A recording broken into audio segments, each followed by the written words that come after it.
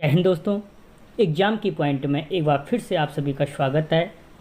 दोस्तों, आपने थंबनेल देख लिया होगा, स्किप मत करना क्योंकि मेन चीज़ यही है कि आपने थंबनेल देख के वीडियो को क्लिक कर लिया। अब ईमानदारी से मुझे लास्ट में कमेंट ज़रूर करना कि किसने इन 10 क्वेश्चनों में से कितने क्वेश्चन किए। और हर कोई आप में से लगभग 3-4 अजय रावत, परीक्षा वाणी, BS नेगी, जितनी भी बुकें मार्केट में ठीक ठाक आ रखी हैं उनको पढ़ लिया होगा। और हर कोई सोच रहा होगा कि मैंने उत्तराखंड टॉप कर लिया। लेकिन लास्ट में मुझे ज़रूर बताना कि आपने इन 10 क्वेश्चनों में से कितने क्वेश्चन आपको आए, ईमानदारी से। ठीक है, तो देखते हैं दोस्तों, आज का जो पहला क्वेश्चन है, मलारी गांव से प्राप्त शवों को राहुल सांकृत्यायन ने किस जाति का बताया। दोस्तों, जो फिर से बोल रहा हूँ, मलारी गांव से प्राप्त जो शव प्राप्त हुए थे उनको राहुल सांकृत्यायन ने किस जाति का बताया था। आपका टाइम शुरू होता है अब।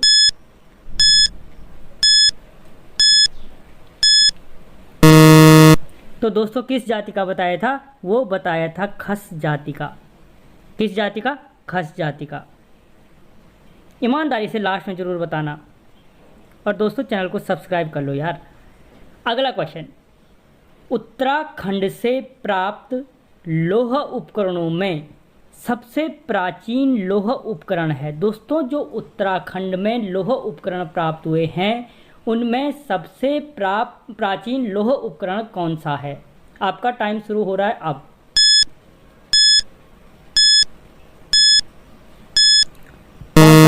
लौह फलक। ठीक है। अगला क्वेश्चन, कालसी से प्राप्त अशोक शिलालेख में भृत्य शब्द का प्रयोग किसके लिए किया गया है? दोस्तों, जो कालसी शिलालेख प्राप्त हुआ है उसमें जो भृत्य शब्द का प्रयोग किया गया है वो किसके लिए किया गया है? जल्दी से अपना आंसर बताओ।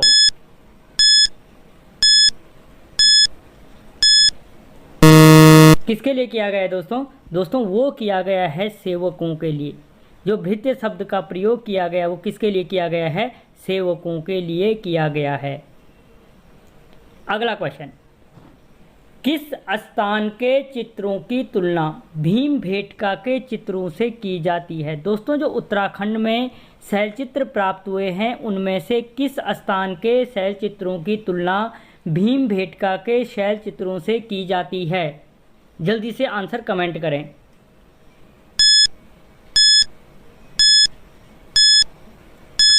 तो दोस्तों, किस स्थान के शैलचित्रों से की जाती है उसकी तुलना?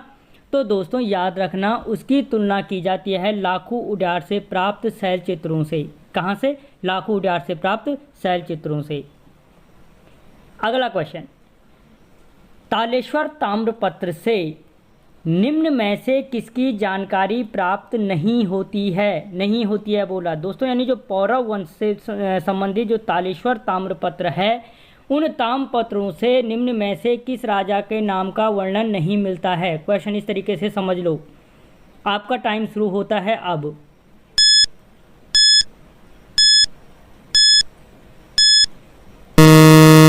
तो दोस्तों, किसकी जानकारी प्राप्त नहीं होती है? सैनवर्मन की जानकारी प्राप्त नहीं होती है। किसकी? सैनवर्मन की। अगला क्वेश्चन, कत्यूरी काल के एक द्रोण बराबर ... था। दोस्तों, जो कत्यूरी काल था, कत्यूरी वंश था, उस कत्यूरी वंश में एक द्रोण के कितने के बराबर था? तो याद रखना, जो आपका टाइम शुरू होता है अब।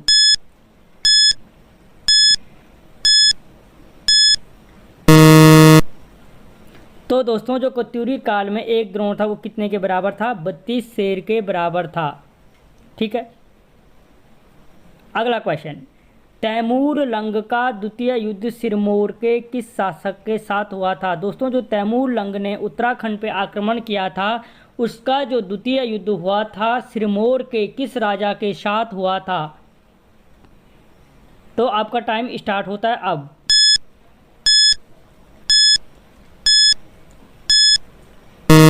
तो दोस्तों, तैमूर का किस सिरमौर राजा के साथ युद्ध हुआ था? वो हुआ था रत्नसेन के साथ। किसके साथ? रत्नसेन के साथ।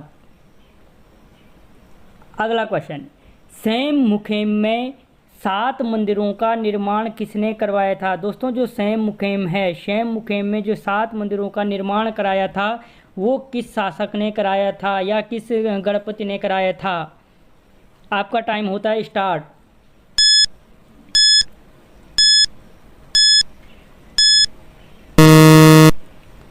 तो दोस्तों किसने कराया था? तो वो कराया था गंगू रमोला ने। किसने कराया था? गंगू रमोला ने, याद रखना। अगला क्वेश्चन, इंद्रचंद्र का उत्तराधिकारी था। दोस्तों जो इंद्रचंद्र था, इंद्रचंद्र का उत्तराधिकारी कौन था? आपका टाइम स्टार्ट होता है अब। इंद्रचंद्र का उत्तराधिकारी,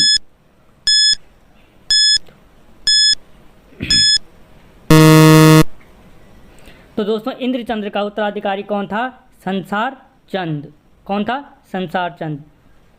अगला क्वेश्चन, मनोदय काव्य में किस शासक को राजा बलि के समान दयावान बताया गया है? दोस्तों जो मनोदय काव्य है जिससे परमार वंश की जानकारी मिलती है उसमें राजा बलि के समान दयावान किसको बताया गया है? आपका टाइम स्टार्ट होता है अब।